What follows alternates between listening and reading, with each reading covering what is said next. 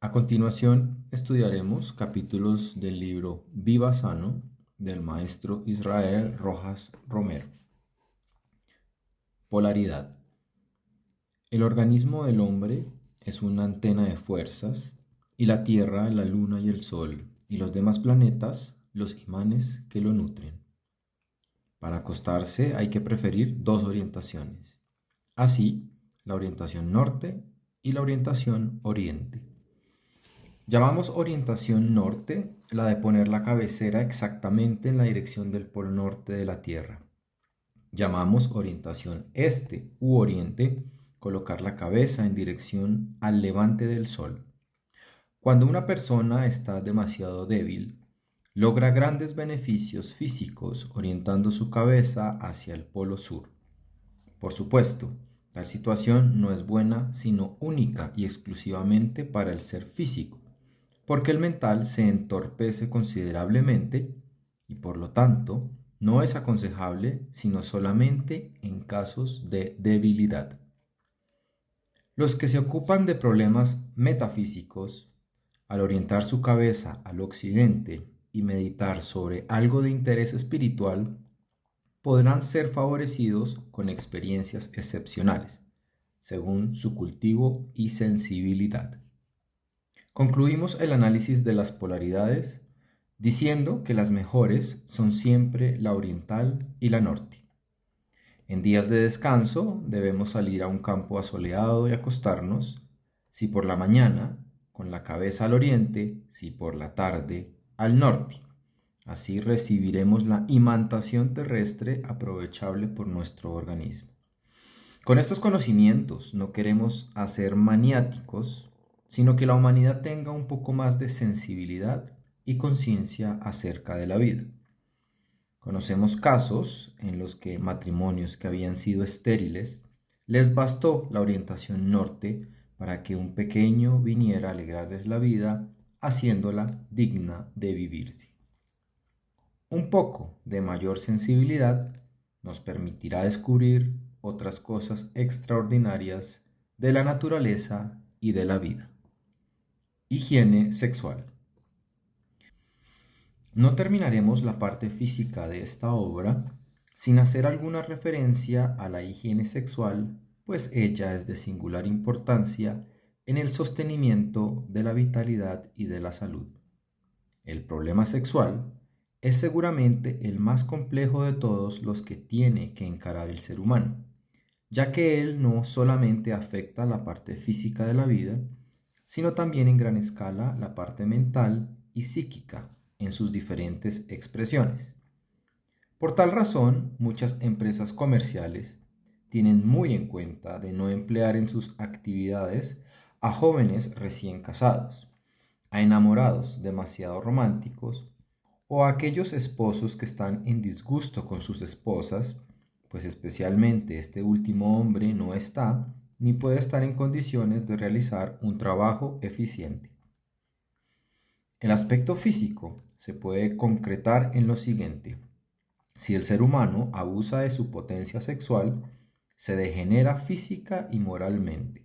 Si además del abuso sexual ha contraído alguno de los múltiples hábitos relacionados con el problema, se irá inutilizando progresivamente para el normal cumplimiento de sus deberes y desde el punto de vista de su salud la irá desmejorando notablemente hasta que se manifieste en él alguna enfermedad que lo anonada y que hace de su vida una desgracia, para no emplear un término más suave, ya que el caso requiere sinceridad, como todos los que afectan a la vida integral de los seres humanos. Si se buscara el porqué del desmejoramiento físico de la humanidad, se encontraría que por lo menos el 80% de los casos son debidos a los abusos sexuales y el porcentaje restante a falta de completa nutrición. Hay alimentos que nutren y fortifican dando vigor a las glándulas y otros que degeneran causando la impotencia.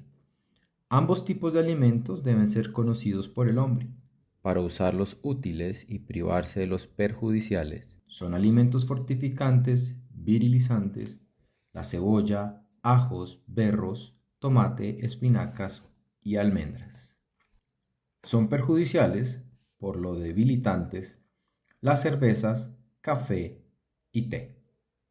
Estas tres bebidas anotadas desmejoran notablemente al hombre por reducir considerablemente su virilidad. También hemos de anotar el uso del tabaco, como uno de los vicios que más han venido desmejorando la vitalidad y por ende la virilidad de la raza. En las mujeres, el uso del tabaco les causa vejez prematura y debilidad ovárica, de tal naturaleza que cuando tengan que cumplir con el deber maternal, el parto no solamente será difícil, sino peligroso por su misma vida. Tal es el resultado de succionar unas hojas de tabaco sin beneficio alguno para la economía vital ni para la economía en dinero. Si usted, lector amigo, quiere regenerar su organismo y evitar muchas enfermedades, no abuse de su potencia sexual. Psicoterapia. Después de terminar el conocimiento general de las leyes físicas que deben tenerse muy en cuenta para vivir sano, nos ocuparemos de la contraparte anímica de la vida, o sea, el aspecto psíquico de la cuestión. Los sabios de la India llamados yogis y los rosacruces del mundo occidental, unificados en sus doctrinas y principios científicos, saben que el hombre no es ese animal bípedo que marcha con más o menos inteligencia sobre la superficie del planeta Tierra, sino que su constitución tiene realmente valores trascendentalísimos, que penden y dependen de un poder mucho más grande o absoluto llamado espíritu, y que según la armonía o inarmonía que reine entre el ser particularizado llamado hombre y el espíritu universal, así este último poseerá más o menos salud, más o menos inteligencia, más o menos fuerza anímica, etc. A todos los interesados de la ciencia espiritual, la única que conduce a realizar verdaderas superaciones humanas, les aconsejamos sinceramente estudiar Ciencia Rosacruz y Filosofía Yoga, ya que sus esfuerzos encontrarán sublime recompensa. Por ahora, siguiendo el plan que nos hemos trazado al describir este manual de utilidad práctica, nos ocuparemos de las fuerzas psíquicas que causan salud y que producen malestar según la manera o forma como las utilicemos en la vida. Hasta ahora la humanidad común ha venido creyendo o imaginando que el recto pensar y el recto obrar solamente tienen que ver con el fenómeno religioso de la salvación del alma, pero que nada tiene esto que ver con la salud física, salud, éxito, etc.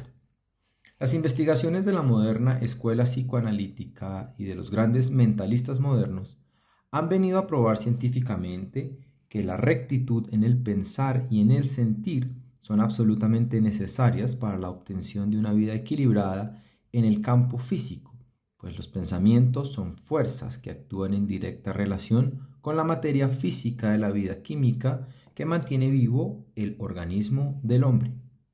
Según la índole de pensamientos y emociones que el hombre cultiva, ya consciente, ya inconscientemente, así será realmente la fuerza de su vitalismo como la energía de sus potencias orgánicas.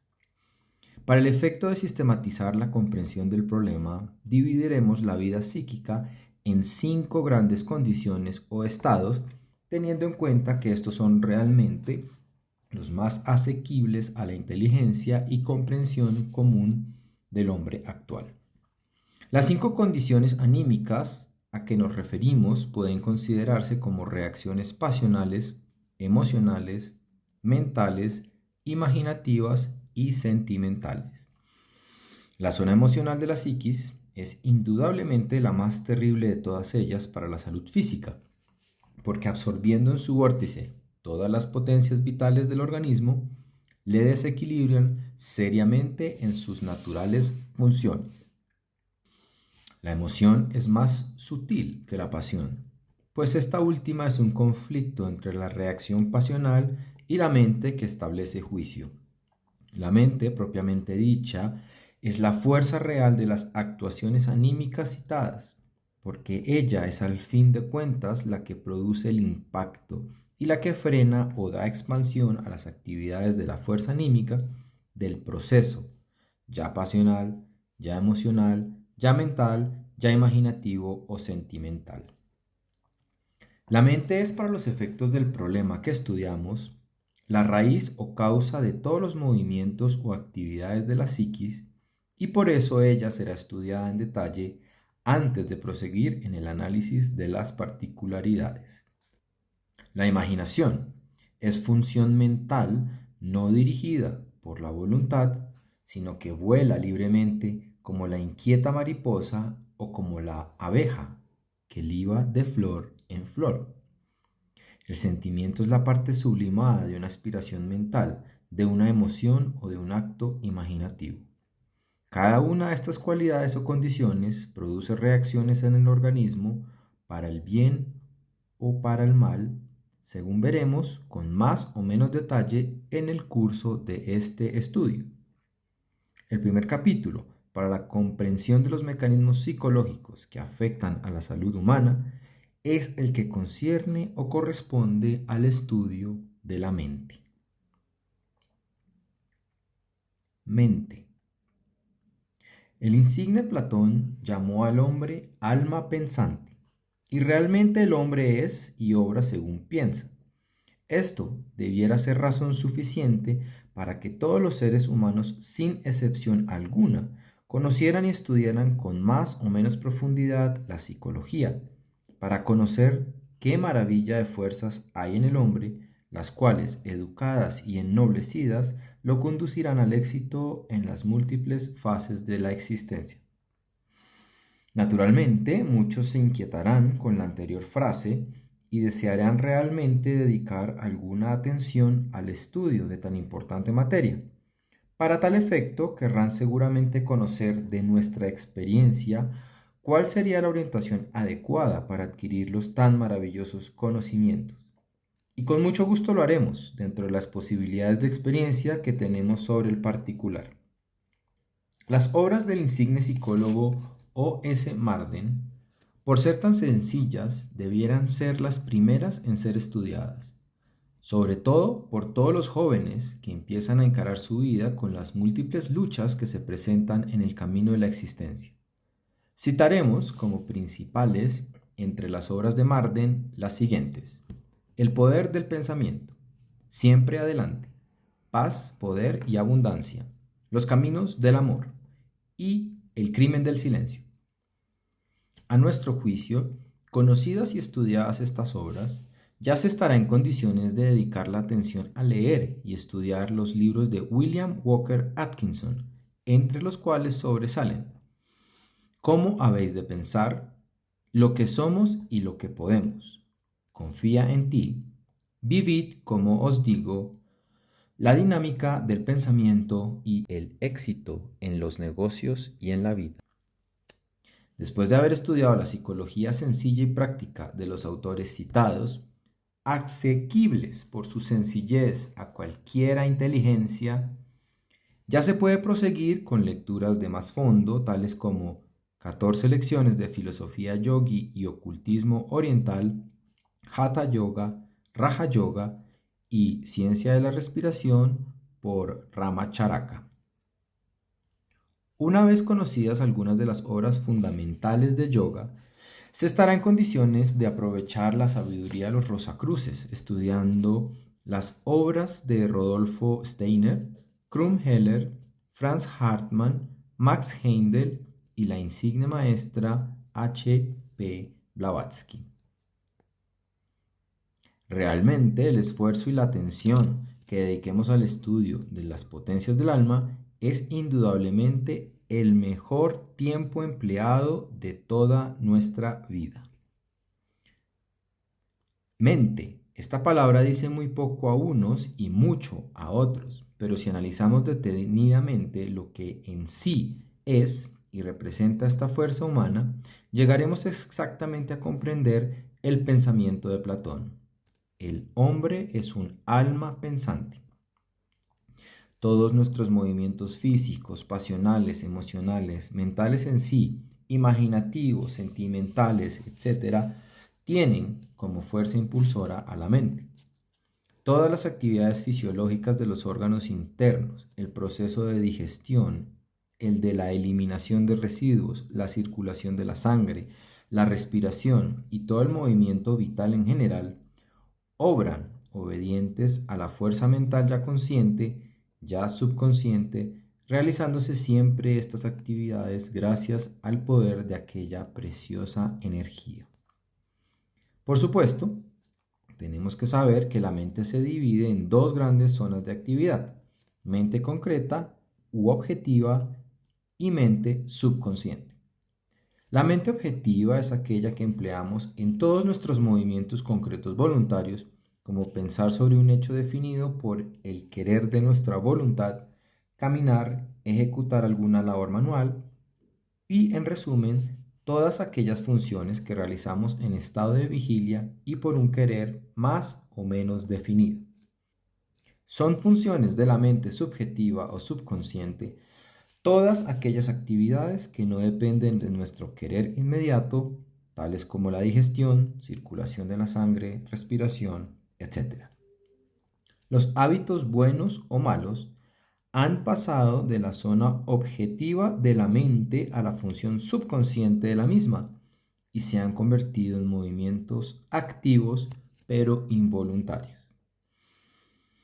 Había sido un problema en general para la humanidad encontrar la manera o modo de penetrar en el terreno de las psicosis humanas para analizarlas, conocerlas y someterlas a la férula de la voluntad, pero gracias a la escuela fundada por el insigne médico vienés Freud, hoy toda persona deseosa de sabiduría en este ramo puede adquirir la orientación precisa para penetrar con el bisturí de la observación y del análisis a las profundidades mismas del alma, obteniendo así información de lo que pasa en ese campo maravilloso de la mente en sus múltiples actuaciones y funciones. Freud llamó represión anímica a un deseo insatisfecho, el cual deja una fuerza que vive latente y se manifiesta activa de un momento a otro como impulso o movimiento esporádico, el cual está ya fuera del control de la persona que la experimenta. Es así como Freud definió lo que los Rosacruces conocen hace milenios como el poder creador de la mente obrando subjetivamente, es decir, sin el querer concreto y voluntario del sujeto que experimenta la reacción. De ello se deduce que todo pensamiento creado es una fuerza extraordinaria que obra para el bien o para el mal, según la índole o naturaleza del pensamiento generado. Todo lo que hemos visto, todo lo que hemos imaginado, todo lo que hemos sentido y todo lo que hemos experimentado en cualquiera de sus aspectos se ha convertido en nosotros en una forma de pensamiento, la que asume caracteres de reacción más o menos violenta cuando hechos de similar naturaleza logran remover las internas como recónditas esferas de la mente, y ahí está el porqué de los para nosotros contradictorios modos de ser nuestros en un momento determinado. Para encontrar las razones de tales cosas, el insigne Freud propuso la catarsis o purga mental como la vía a seguir para obtener el conocimiento de las potencias recónditas y después lograr así el dominio voluntario de las reacciones psíquicas. Es verdaderamente interesante como sorprendente el hecho de que todas las reacciones nuestras tengan su razón de ser en una forma de pensamiento generado por nosotros mismos. En épocas más o menos remotas al momento del accidente o incidente que transforma y cambia nuestra vida para el bien o para el mal, sin que ya en tales circunstancias podamos desviar la fuerza generada por nosotros en pasados momentos de la existencia. Es así como se entiende la némesis de los griegos o el karma de los orientales. Cuando nosotros realizamos un movimiento equívoco, por ejemplo, Pretendemos subir a un andén en una calle concurrida y no ponemos suficiente cantidad de pie para apoyarnos y por lo tanto resbalamos, sufriendo un golpe de trepidación en todo el cuerpo. Este acto fallido no es el fruto del estado momentáneo de la mente, sino que en alguna ocasión observamos el hecho en alguien y creamos la imagen mental de la posibilidad de cometer tal error, hasta que un día se convierte en realidad para nosotros, sufriendo la molestia consecuencia. La imagen estaba colocada en el fondo del subconsciente y fue ella la que vino a limitar, frenando el movimiento para que no cumpliera el deseo de nuestro querer concreto, que era el de aplicar el pie en suficiente proporción para subir a la calle al andén. El movimiento de la mente concreta fue limitado o frenado por el temor subconsciente y se produjo el acto fallido de tan desagradables consecuencias. El mismo mecanismo, con más o menos intensidad, es el que se realiza en todos los actos fallidos que ejecutamos y que por el momento consideramos como descuidos o torpezas inmediatas, sin darnos cuenta que realmente el mal, como semilla o germen, estaba ya depositado en el subconsciente, siendo este realmente el que obró en el momento en que nosotros menos lo esperábamos.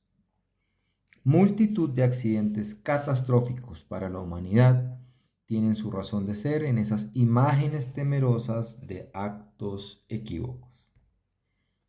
Aquí, la ciencia aparece majestuosa mostrando en forma concluyente que los mandatos de los grandes místicos de obrar siempre bien y rectamente no son exclusivamente para conquistar estados más elevados en las regiones del espíritu, sino que afectan real y positivamente toda nuestra vida. De lo anterior, se deduce que el hombre, hasta por egoísmo y por su propio bien, debe pensar y obrar con rectitud por encima de todo y a pesar de todo. El problema de conocer las fuerzas íntimas del alma resulta, en cierto modo, complejo para la humanidad, sobre todo para aquellos que no se quieren tomar ninguna molestia para estudiar las más importantes de las ciencias, o sea, la psicología, y su modalidad maravillosa conocida con el nombre de psicoanálisis. El vigor o modalidad de un acto mental deciden su naturaleza y consecuencias.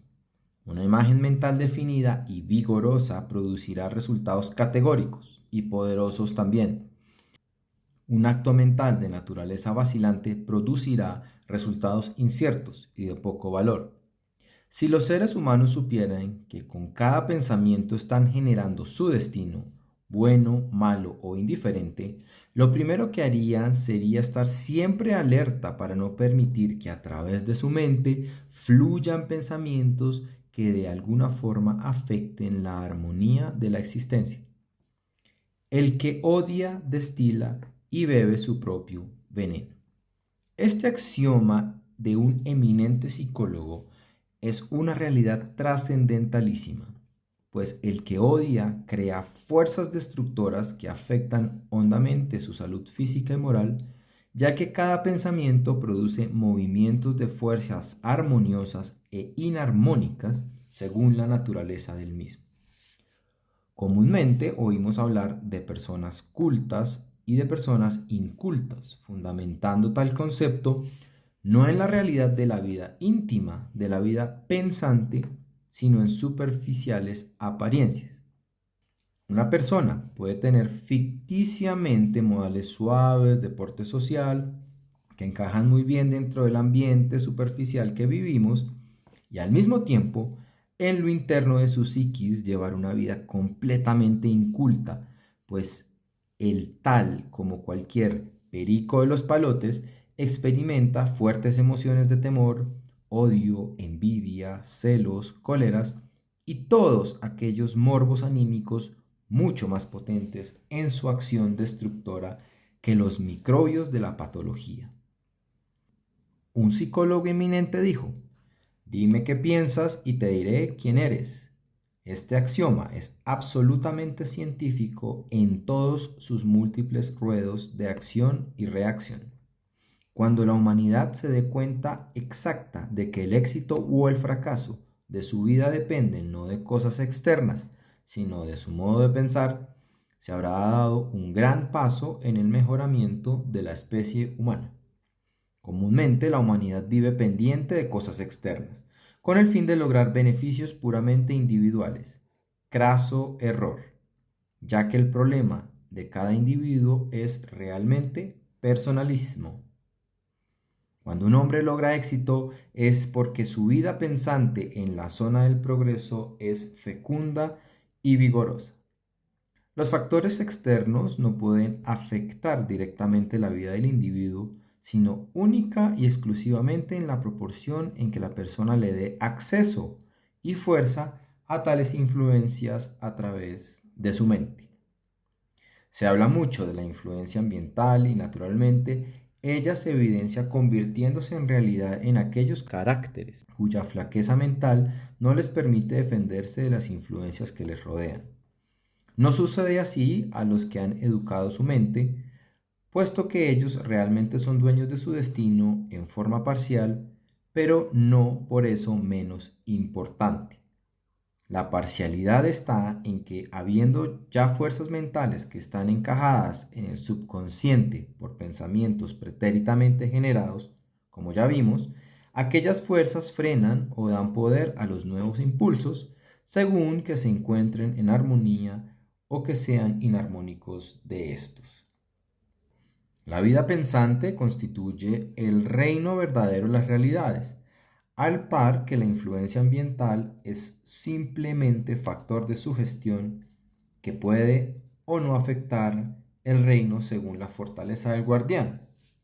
Este centinela no es otra cosa que la mente fortificada y ennoblecida por educación trascendente o débil por falta de formación y de cultura verdadera en el campo del psiquismo.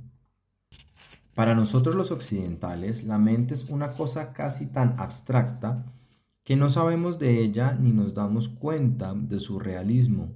En cambio, para los yogis y para los rosacruces, la mente es la fuerza por excelencia que hace y constituye el modo de ser físico y moral de los individuos, siendo ella el poder propulsor de toda acción, ya sea objetiva, ya subjetiva.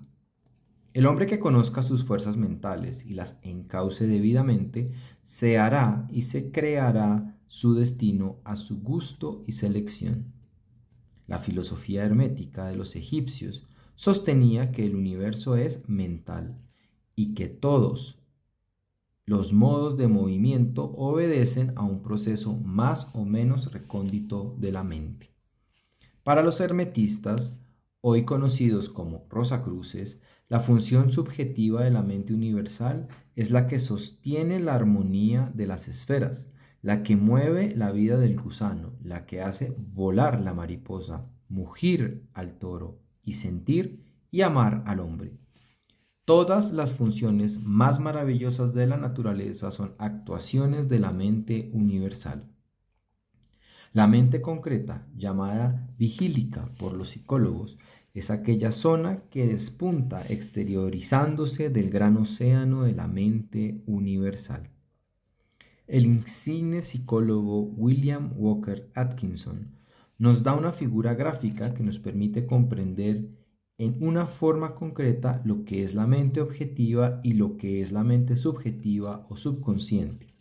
Así, la mente concreta que usamos en la vida cotidiana en forma voluntaria es como el pico empinado de una cordillera que estando en el fondo del mar se yergue y se levanta apareciendo como una pequeña isla que sobresale del oleaje, al par que la mente subjetiva es toda la montaña, no solamente submarina, sino que se conecta con el resto de las montañas existentes, constituyendo una realidad grandiosa frente a la insignificante cima conocida como isla, sin que las dos sean distintas, pues no son más que modos de una misma realidad, la cordillera gigante. Así es la mente objetiva, como una pequeña isla con relación a la inmensidad y majestuosidad del poder subconsciente de la mente real. El señor Atkinson supo con inteligente maestría mostrarnos lo que es la mente objetiva con relación a la subconsciencia. Como todos los actos mentales sin excepción alguna dejan una huella en nuestra psiquis si son repetidos, se convierten progresivamente en modos de ser para llegar a crear una nueva naturaleza en el individuo. Es muy importante que como eternos vigilantes nos demos cuenta exacta de qué es lo que penetra en nuestra mente y cuál la imagen mental que toma cuerpo en ella. El señor Freud llegó hasta suponer que todas las enfermedades físicas, aun las de carácter puramente material en el campo de la química, como un bocio, tenían su razón de ser en algún reprimido mental que se fue convirtiendo en hecho subconsciente, no dejando marchar libremente las potencias de la vida, estancando materia en algún lugar determinado hasta que se formó la tumefacción y se produjo la enfermedad, que comúnmente se atribuye a causas puramente químicas. Hay otros hechos más sutiles, pero no menos importantes, que permiten descubrir la extraordinaria importancia del acto mental y de lo que es una impresión que como imagen se convierte en una enfermedad de carácter enigmático, venciendo con su resistencia a todas las buenas aplicaciones que la medicina pueda hacer.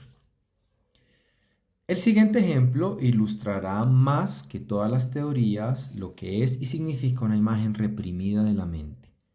Una joven empezó a sentir de un momento a otro verdadero asco ante la presencia de la sopa, sin importar la naturaleza de su preparación, que estuviera hecho de estos o aquellos elementos.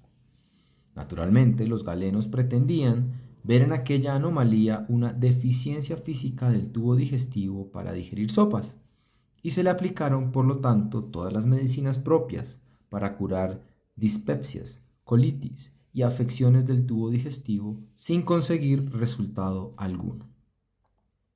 Después se le trató a la paciente el sistema nervioso, empleando todos los tónicos habidos y por haber, sin que la enferma mejorara en nada de su estado psicopatológico.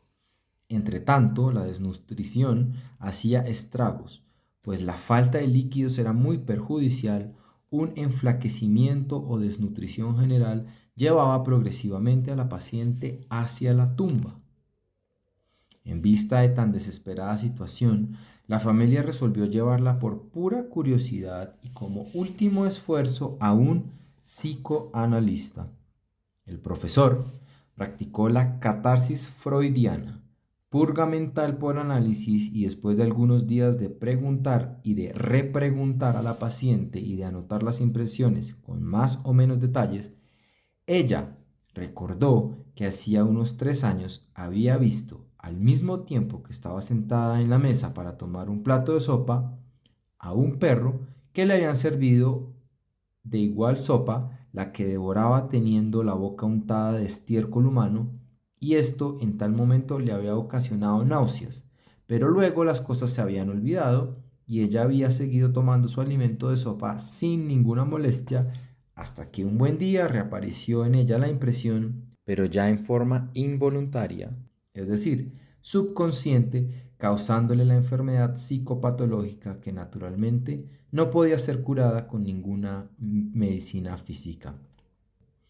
Al realizar el análisis y recordar el hecho, el psicoanalista ordenó a la paciente que todas las noches antes de entregarse al sueño pensara en el incidente y lo analizara claramente, desvinculando la acción del animal del hecho lógico de tomar sopa como comida, tan limpia y pura como cualquiera de los alimentos sólidos que ella sí podía comer e ingerir. Realizada la catarsis, la purga mental, la dama en cuestión empezó de nuevo a tomar sopa con tanta placidez y naturalidad como si nada hubiera acaecido. El ejemplo anterior ilustra con perfecta claridad la actuación del subconsciente, el que obra desde lo interno del ser sin que los seres humanos se den cuenta de su poderosa actuación por falta de conocimientos. De ello se deduce que el ser humano, ignorante del potencial de la mente, está usando una fuerza poderosísima que, como espada de dos filos, tanto le sirve para defenderse como lo hiere a sí mismo sin darse cuenta de cuál es la fuerza o el poder que actúa. Tal es el poder extraordinario de la mente. Una persona siente inquietud, nerviosismo y tranquilidad sin saber a qué atribuir tal condición. Pues bien, aquella persona, horas antes o días anteriores, meses o años, ha tenido la impresión fuertemente desagradable, depositando en el subconsciente una imagen inarmónica, la que al reaccionar por acción de alguna impresión ligera, causa el desequilibrio anímico que la persona no conocedora de los mecanismos de la psiquis atribuye a causas diferentes. Todos estos hechos y muchos más que podríamos citar muestran la importancia de revisar y transformar los sistemas culturales ya en el seno del hogar, ya en las instituciones públicas, teniendo muy en cuenta lo que es el alma humana en sus acciones y reacciones. Los padres de familia que viven causando impresión de temor a los niños, de duda, con fantasías que no tienen más realidad que la falta de conocimiento de los educadores, están colocando una semilla destructora para la felicidad y bienestar físico y moral de los futuros hombres y mujeres.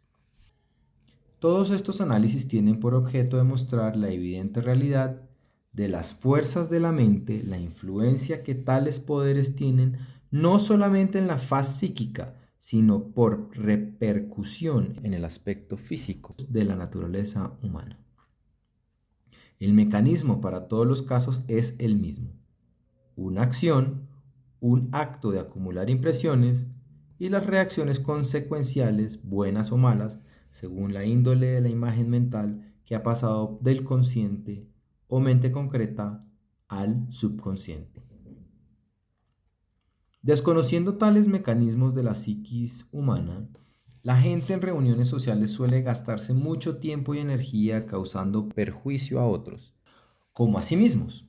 Lo que se comenta no es constructor, sino destructor. Se habla de enfermedades, se les describe con todo género de detalles su incubación, su proceso de desarrollo, los peligros de posibles infecciones y otras tantas alaracas que van generando imágenes morbosas, las que se depositan en el fondo del subconsciente para reaparecer más tarde, convertidas en realidades en las personas que no saben dirigir ni encauzar debidamente su potencia mental.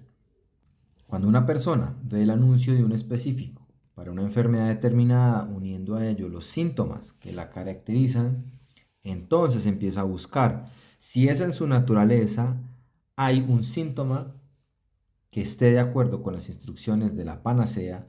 Quizá por el momento no encuentre nada que le indique que está afectada de la nombrada dolencia, pero más tarde, cuando relea el anuncio del específico, es muy probable que descubra algún síntoma de la existencia de la enfermedad. Allí empieza el calvario. La persona seguirá analizando y en las pocas semanas o meses encontrará otros síntomas, fruto consecuencial de la imagen depositada en el subconsciente.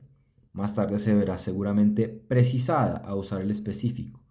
Como al tomar la sustancia, las imágenes se hacen más vivas, empieza otro conflicto o triunfa la nueva sugestión de cura o la morbosa de la enfermedad. Desgraciadamente en mentes débiles y asustadizas suele ser más fuerte la imagen morbosa que la de confianza en la curación, y ahí tienen ustedes el sufrimiento de una vida, por falta de un definido conocimiento de lo que es la potencia mental. Por supuesto, hay que estar alerta para descubrir si la enfermedad es imaginaria, con tendencia a convertirse en realidad, o si es real, con posibilidades de afectar la imaginación. El párrafo anterior nos da a conocer una situación muy grave con relación a la mayor parte de los casos psicopatológicos de muchos seres humanos, pues desgraciadamente la decisión solamente puede ser conocida por el individuo que se sepa estudiar a sí mismo. De ahí que el conócete a ti mismo por ti mismo de los filósofos herméticos es algo que no ha perdido ni perderá quizá nunca su permanente valor. La psicoterapia ha recibido un gran impulso con la aparición de la escuela psicoanalítica de Freud y sobre todo con sus adelantados discípulos C.G. Jung y Alfredo Adler. Con estos tres maestros de las ciencias psíquicas, los seres humanos que quieran usar su inteligencia pueden hacerse mucho bien y servir también con sus conocimientos a los intereses de la colectividad. A nuestro juicio, es más importante el estudio de la psicología para el médico que el de la anatomía, pues esta última realmente solo sirve al cirujano, pero nada al servicio de la medicina propiamente dicha. La anatomía no es en modo alguno útil a la humanidad en general y en cambio la psicología sí le es imprescindible, absolutamente necesaria a la persona que quiera dirigir su vida por derroteros de mejoramiento y de ennoblecimiento, tanto físico como espiritual. La biología encierra en sí el conocimiento de las formas y el de las potencias que las anima. De ello deducimos que la biología en su parte fisiológica y la psicología en la parte anímica se complementarán de tal modo que estas dos grandes ciencias serán las que se estudiarán de preferencia en las universidades del porvenir.